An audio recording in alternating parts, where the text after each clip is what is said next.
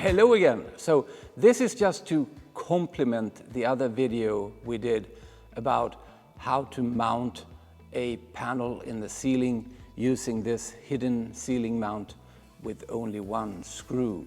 The thing is that we have exchanged the previous anti-slide backwards line with a new anti-back sliding line.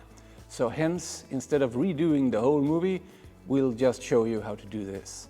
So begin by threading the part that has no lump on it through the little hole on the side.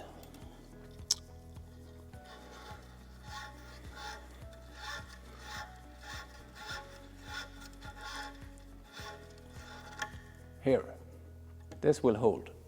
Now we're going to hang the panel in the ceiling. This symbolizes the ceiling because it's much easier to film what we're doing when we have it like this. Okay, my trusted associate Ott and I will now hang the panel in the ceiling. Ooh, we're hanging the panel in the ceiling. Here we go.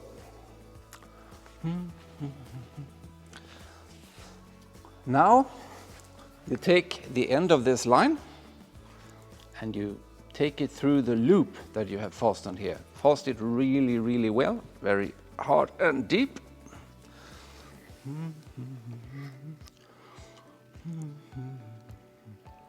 And just pull it through.